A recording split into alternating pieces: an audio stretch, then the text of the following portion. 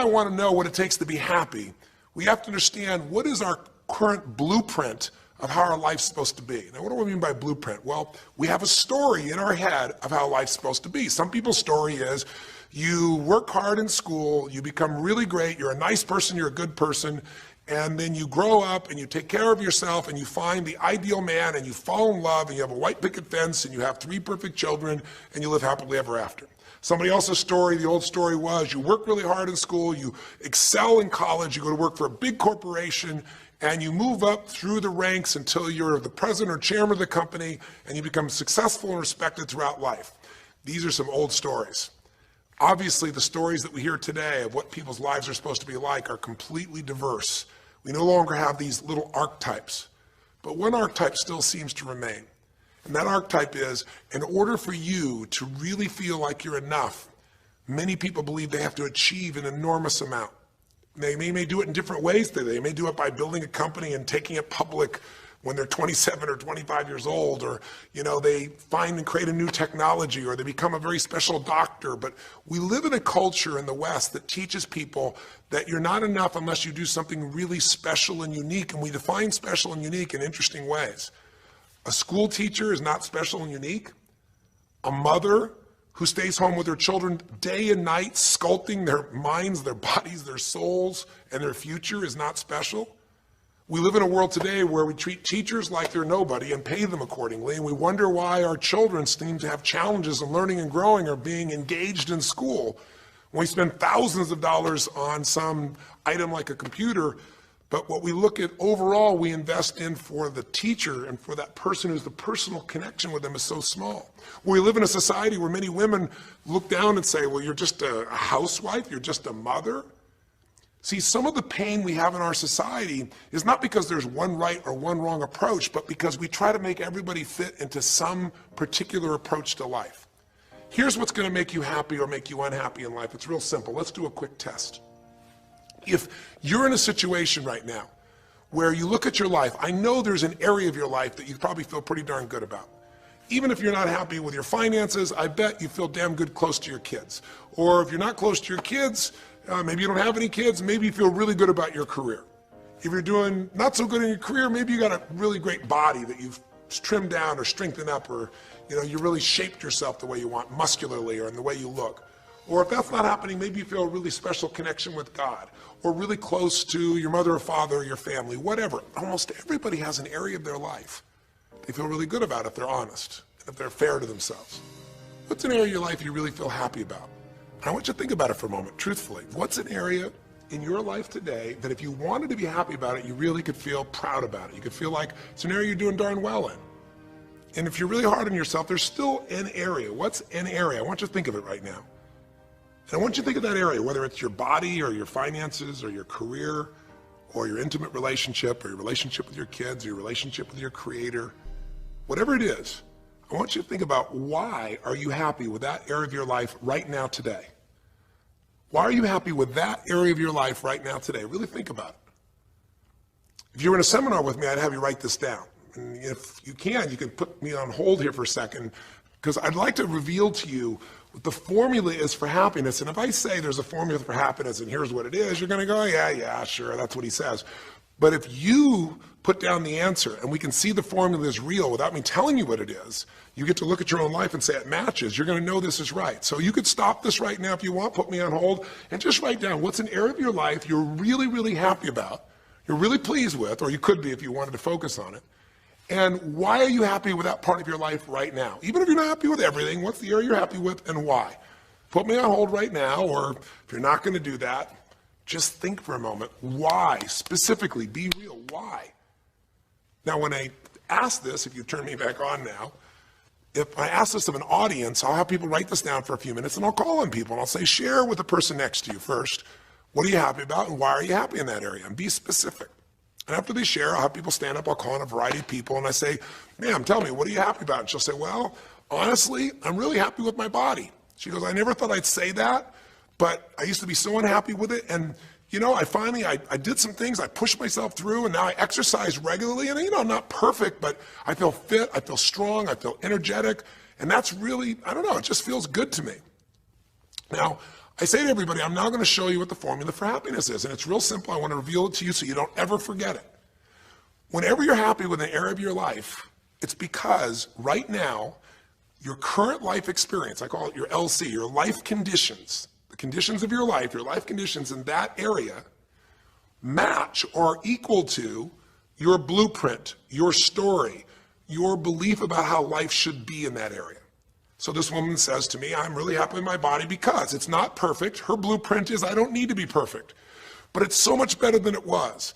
I'm fit and I'm strong and I have this energy. Her mental blueprint says I should be fit, strong, and have energy. I don't need to be perfect, but I should be that way. Well, when my life, my body matches how I think it should be, I feel good about my life. I'll ask somebody else. I'll say, tell me an area you're happy with. Someone else will say, well, I'm really happy with my career. And why? Well, I'm doing better than I even thought I would be. I mean, I'm ahead of the schedule of where I hoped I'd be at this stage. I'm working at this level in this company, and I have these skills and this ability, and it's even better than I thought. Well, once again, listen, this person's happy with this area of their life because their current life conditions in the area called their career are even better than they expected they would be, better than their blueprint, better than their belief of how it should be. If it's really better, you tend to be over the moon. One woman would say, I gotta tell you, I said, I'm the happiest I've ever been in my whole life. How come? She goes, because I have this man in my life and I'm in love with him and he loves me and I can be myself with him. And we have this incredible intimacy and this passion and we want to be with each other all the time and I never get bored with him. Well, what's her blueprint? You want to be with somebody that you can have total intimacy with, somebody who you love and loves you. Those are part of her rules, her beliefs of how it should be. She said, it needs to be, I never want to be with anybody else. I want to be with them every moment.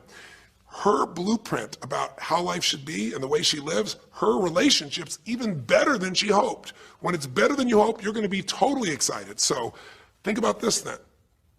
What's an area you're not happy with? Let's see if we can find the formula for unhappiness. If the formula for happiness is to be able to meet your expectations or exceed them, that really makes you excited, but to be happy, you gotta at least meet it. It doesn't have to be perfect, but if you generally are meeting what you expect you want from your life in that area, you feel good. Life conditions match blueprint, feel good. So what makes you feel bad? What creates pain, stress, frustration? Real easy way to figure it out. Answer this question. What's an area of your life you're not happy with?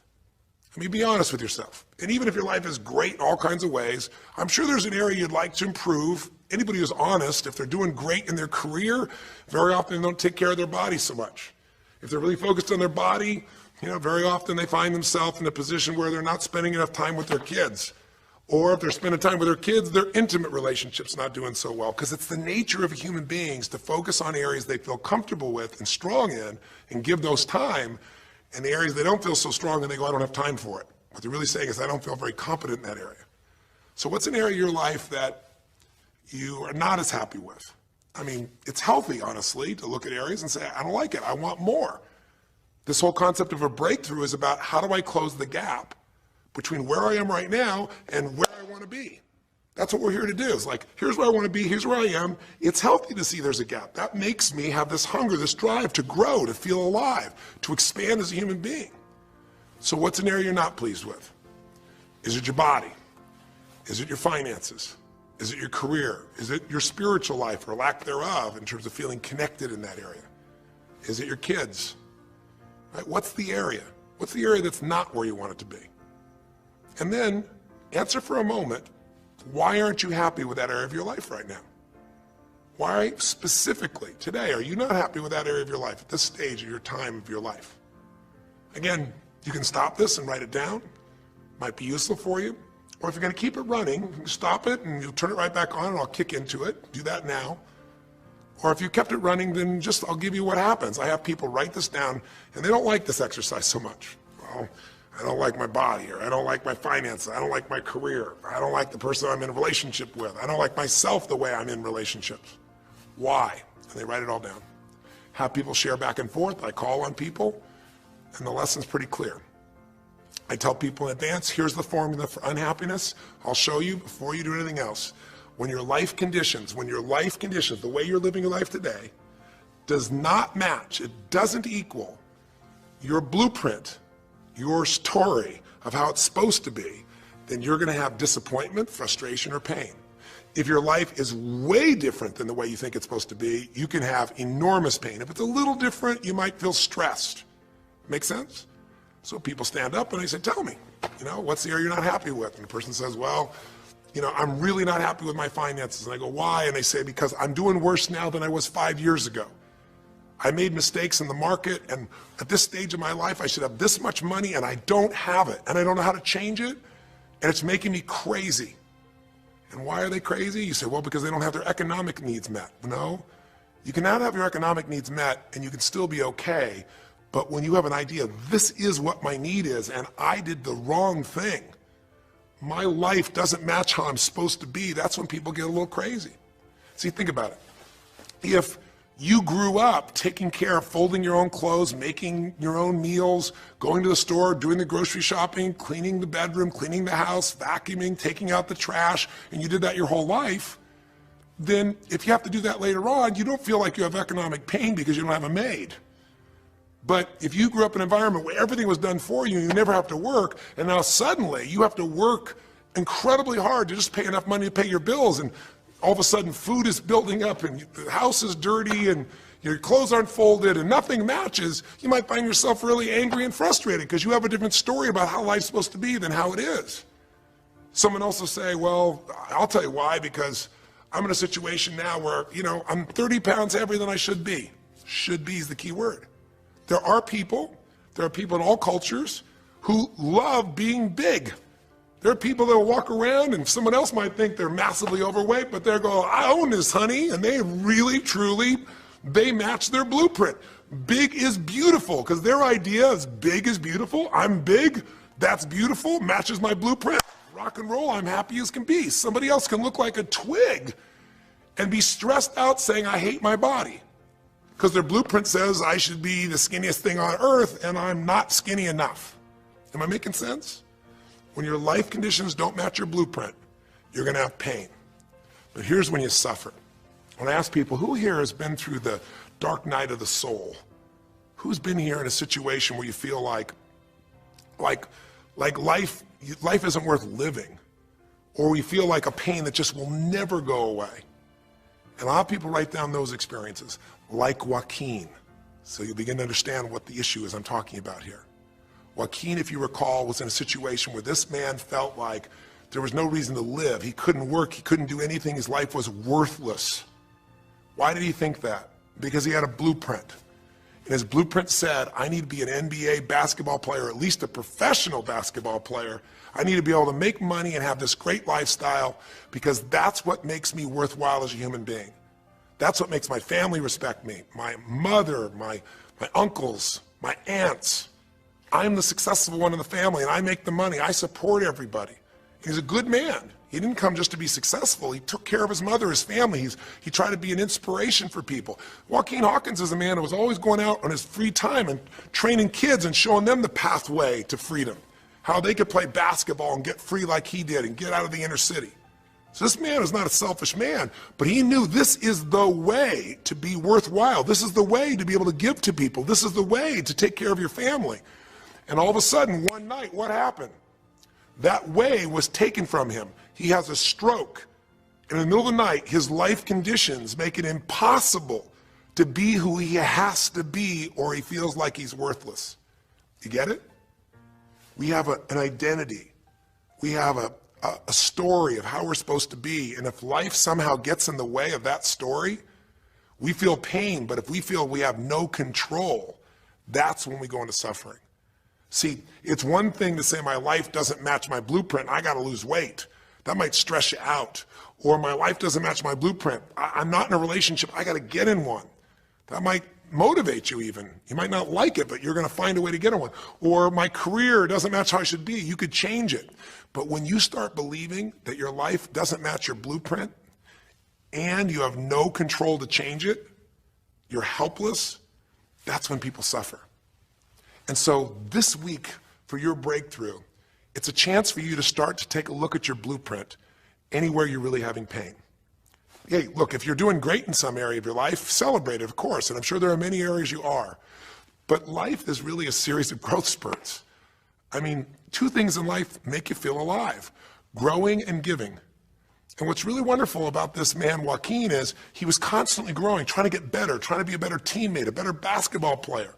Think about it. When he didn't make the teams and he didn't make the NBA, he didn't give up. He worked even harder. The guy was always striving to become something. And he became it, and he achieved it, and then life took it from him. Isn't that the common denominator with so many of the people in the stories of this 6-part series that you saw, these 6 specials? I mean, Frank and Kristen had a blueprint of what life was supposed to be about. We're supposed to get married and have children, and we're going to have our own business. And all of a sudden, life doesn't match the blueprint. And suddenly, there's depression. Because in their case, they said there's nothing we could do. But they were wrong. They were wrong because they discovered, and Frank discovered, I can make a difference in my wife. The chair, even though I didn't create this and didn't ask for it, this chair does not define me. I can become more than I was before. I can have the impact with my wife. I can have children.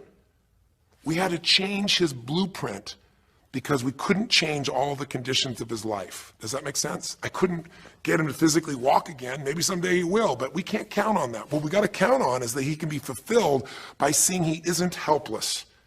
And I did that through a series of experiences that violated what he thought he couldn't do.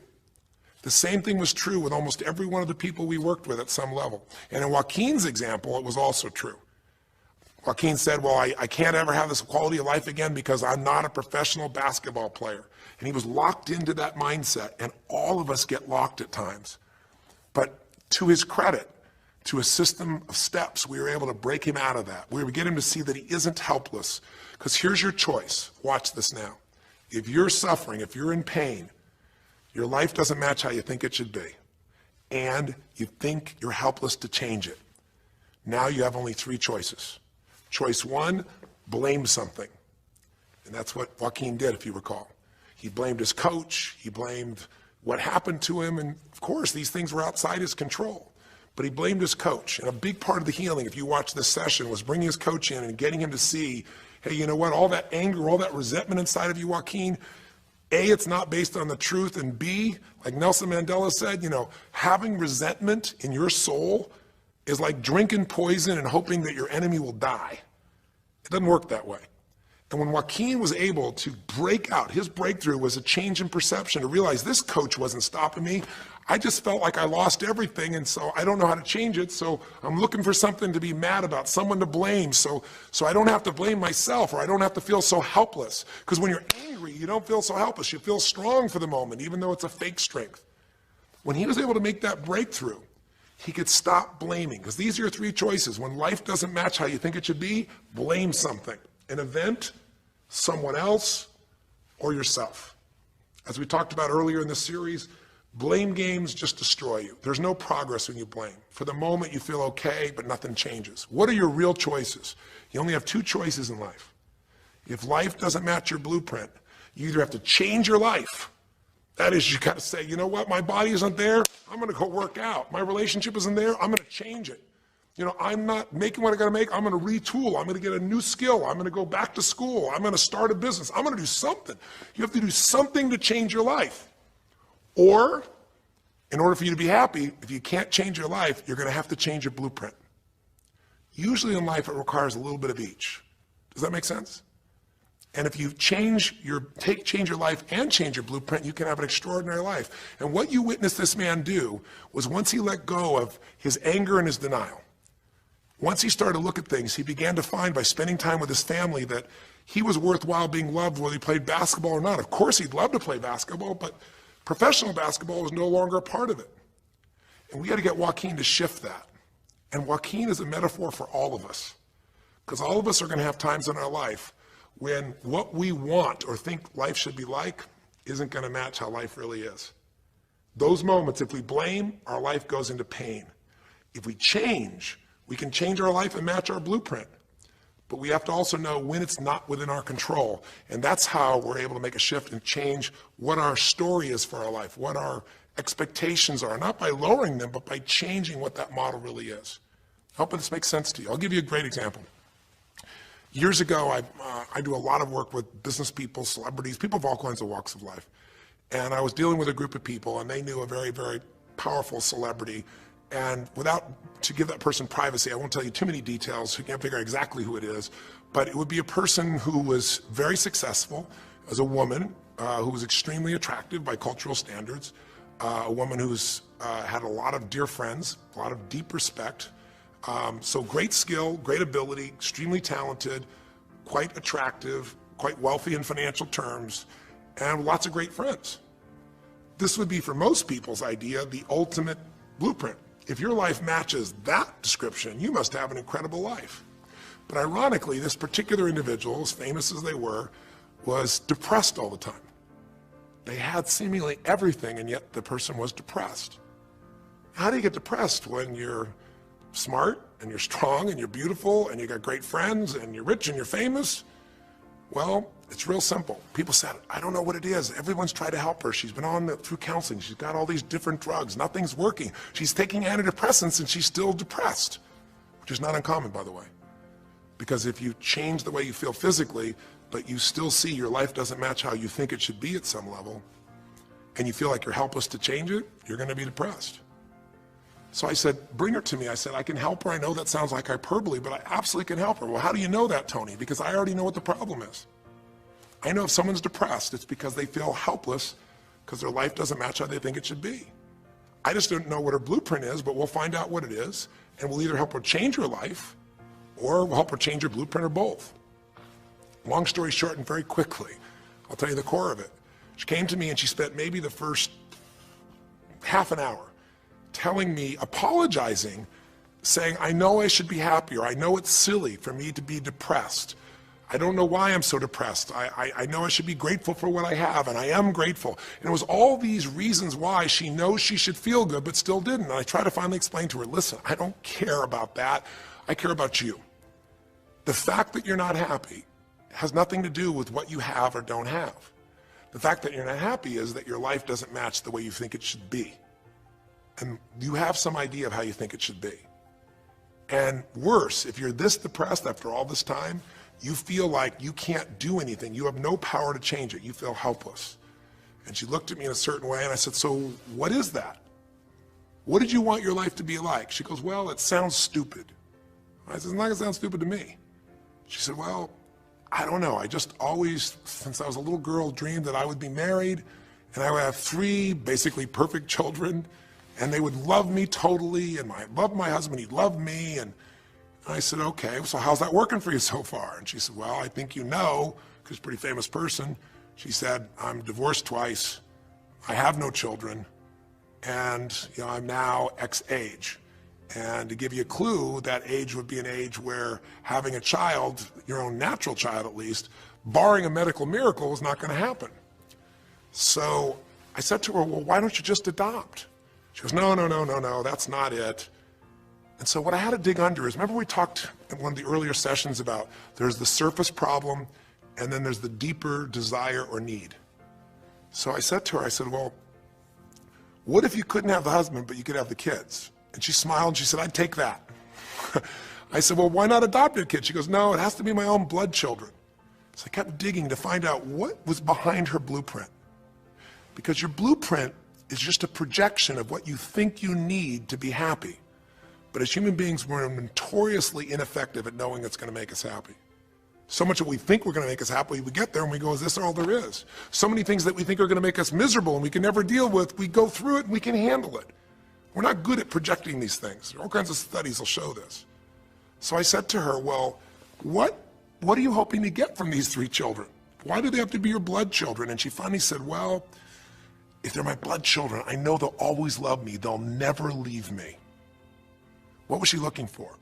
Unconditional love. She had this big blueprint that said, White House, picket fence, 3 children, perfect husband, all these different things. But what was behind that was a need to feel like she could have love that would be certain and wouldn't go away. So I can help her meet that need.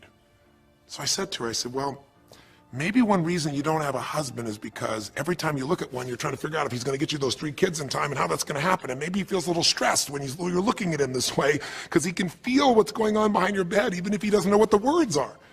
And she started to laugh. She goes, I guess I've probably been that way a good portion of my life. And she goes, people wonder, why I'm so uptight. I said, you're uptight because you felt like you're running out of time trying to meet some picture. But I said, all you really want is love. I said, don't you have a lot of love in your life? Tell me about your friends. And gradually, I got her to start seeing this love that she was trying to get was already here. It didn't match the picture. Maybe we could paint a new picture of what life could really be like and make sure that picture met her deepest needs. That's basically what we did with Joaquin. Joaquin wanted to be a professional basketball player because he loved basketball, yes, but also because he wanted to be that man who was a leader. He wanted to be the man who was the good man. He wanted to be the one who brought energy to people. He wanted to be the man people would look up to. He wanted to be the man who could take care of his family in style, all of his family, not just his daughters and his wife, but other people as well. Underneath it all, he wanted to know that he mattered.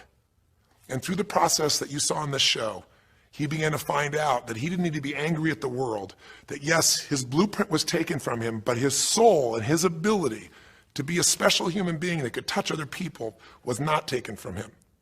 That maybe his real gift was his ability to inspire young kids, his ability to get himself to do whatever it took. How did he become a professional basketball player? Unbelievable discipline, unbelievable drive. He started bringing that to picking up trash, and the game started to change. He started to have fun there. He could come home and take care of his kids and pay his bills. That doesn't solve everything, but it gives him a way to suddenly regain himself. When he sat around with all of his family, and you saw part of those scenes, and if you watch little areas of browsing this week, you'll see some more scenes from his family where you see him begin to realize they love me whether I'm rich or poor. They love me whether I'm a professional basketball player or not. They love me. That's what he was really after. And when he got that, it allowed him to let go and say, I can do other things. That doesn't mean he won't have challenges. We're all going to have challenges in our life. It doesn't mean that at times he won't wish he's doing more, but he's no longer stuck. He's broken through because he now knows I have control. I can change my life or I can change my blueprint. And when I do, I can fulfill it. I can start to feel that aliveness. Now here's the trap. What do you think happens once you fulfill your blueprint regularly? Once you figure out how to do what you always dreamed of? You always dreamed to live a certain way, and now you're living that way every day. Well, the human nervous system, the human spirit needs to grow. So pretty soon you'll get bored with that, and you'll come up with a new blueprint. That's part of life that's exciting. See, if you and I from this day forward are going to be happy, just remember what we've said. It takes two things: grow and give. A meaningful life comes from growing, that sense of progress, and it comes from having life not just be about me, but about we, doing something that makes me feel connected to other people besides myself. That growth, that sense of contribution fills a deep spiritual need that we all have. If you are unhappy in your life, you got three choices, really two. Blame, that's not a choice, it's not going to work. Don't blame someone else, don't blame the event, don't blame yourself. Just figure out what you're going to do to change your life. That's my specialty. If you like my coaching or my team's coaching, come visit with us. Come to an event. Come get a coach. Come through a program, and we'll guide you through it more than just a few minutes like this, and we'll do it directly, an environment that'll shift you. Or change your blueprint. You're going to have to rewire what's going on inside, and that's what we focus on as well. So I hope this journey has been an interesting one for you. I hope it's opened up your eyes to what it takes to go from where you are to where you want to be. It takes changing your emotional pattern. It takes bringing presence to your life. It takes realizing you have no problems compared to somebody else and putting your life in perspective. It takes the ability to deal with those extreme stresses that happen in your life by questioning your limiting beliefs. And again, we'd love to coach you and show you how to change those in a permanent way where it happens automatically, just like lifting weights so often until the muscle's always there and you find yourself able to follow through. It takes for you to be able to figure out how to deal with crisis and how to turn it around. It takes facing your fear. It takes pushing yourself through what used to stop you. It takes putting yourself in a position where you connect to what's more important than just yourself, what you value than just yourself. And it takes, I think in this case also, the ability to realize that no matter what happens to you, you're more than that moment. You're more than the story you think you're supposed to be. And that even when you're not matching what you think you need to be, maybe there's a reason for that. Maybe you're having to find a different part of yourself that's going to fulfill you at a much deeper level. Sometimes failing to get your goal gives you your destiny. I can't tell you how many people I've known over the years who had an idea of what they thought their life was supposed to be like, and they didn't achieve it, and they felt miserable and upset and frustrated, and one day an opening happened, and they went, oh my God, thank God that didn't happen. I think it's Garth Brooks had a great song, And it's a song about when he was in high school and he was in love with this girl, infatuated with her. And she didn't even know that he existed. And he prayed to God every day that she would notice him, that she would fall in love with him. And then sure enough, she never did. He was so disappointed. His blueprint didn't match. His life didn't match it because she didn't even know he existed. And he felt this suffering. He could do nothing to turn it around. Well, 15 years later, he became a guy named Garth Brooks, somebody everybody knew, and he could rock, stadiums with his energy and his song and his music. And he goes back to be at his high school reunion. I think it was his 15-year reunion, if I remember correctly. I don't remember the exact year, but all I remember is he said he saw that woman that he was so obsessed by. He was looking forward to seeing her. And now he was Garth Brooks, and he met her. And after he met her and spent some time with her, he wrote a song called Thank God for Unanswered Prayers. Sometimes not getting your blueprint's the best thing that ever happened, because the disappointment drives you to find something more important inside of you. Or not getting it makes you look for another aspect of your life, a spiritual aspect, a family aspect, a physical aspect. If you can just trust that life doesn't happen to you, it happens for you, then you can find in any situation a benefit that can take your life to the next level. I don't care if you're Frank and Kristen. I don't care if you're, Mandy and Scott. I don't care if you're Joaquin and Kim. Every one of us in our life is going to face situations where it feels like we have total trauma, something that's been taken from us. The real question is, what are you going to do with it? Some people just live in their story of what they don't have, and they have the right to do that. If Frank and Kristen lived in pain and felt bad, we'd all say they have the right to do it. It's the difference between what you have the right to do and what you deserve to give yourself and others. We have the ability to transcend whatever happens to us. There's something called post-traumatic growth. Very few people know about it. Two people go through the same stress. One's destroyed, the other grows. What's the difference? The people that grow will not give up. They don't have any excuses. They find the way to break through whatever it takes. And when they do, three things happen. Number one, they realize who they really are and what they're capable of. They realize they're so much stronger than they thought they were. And number two, they deepen all their relationships. You want to know who really cares about you, who you love and who loves you? Go through some tragedy, go through some hard times. All your Facebook friends go away.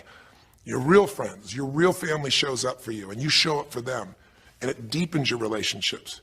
And the third thing happens, if you can push yourself through and break through whatever challenges life gives you, is each time you have a breakthrough, you get stronger.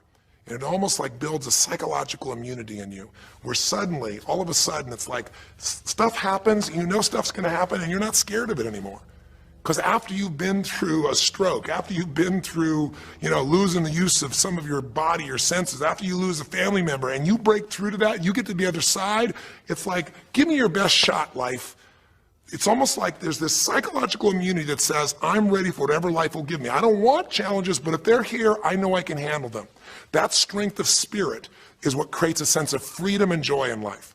And that strength of spirit basically comes from living a life where you are constantly and never-ending thinking a way to improve yourself and to help others. That's my mission. And if we can serve you again in the future, I hope you'll check us out. There's three ways you can continue to participate with us. You can come to an event. Come have an experience with us live at a weekend at our Unleash the Power Within or our Date with Destinies. I think you'll find it's very different than just sitting here talking to you quietly, sitting in front of your computer screen. It's a rock and roll environment. It's like going to the ballpark and having one person sitting there talking to you versus being in the ballpark or the rock and roll concert, with 50,000. There's an energy and a power that comes from it. Second is there's immersion. Here we talk for an hour, there's distractions and emails. There it's total focus, and we go for immersion where literally what we did here over 6 weeks, a few little conversations, all that happens over and over again, multiple times a day, and you get that shift. So come to an event or call up and get a coach. We have people that you can work with and have a free coaching session and make sure it's really valuable for you. But these are people that can check in with you to help make sure you break through, you make the changes you want to make in your career or your finances or your body or your emotions or whatever area matters to you. And finally, lastly, and probably most importantly, every day you got to feed your mind. Because every day most of us are turning on, some form of news. It shows up in our pocket, in our Blackberries or iPods or our iPhones, I should say. It shows up on your computer constantly. It chases us, and it rarely does a good idea interrupt you. Really what you have to do is pursue the ideas, pursue the experiences that are going to change your life. And we have a way to do it called net time, no extra time.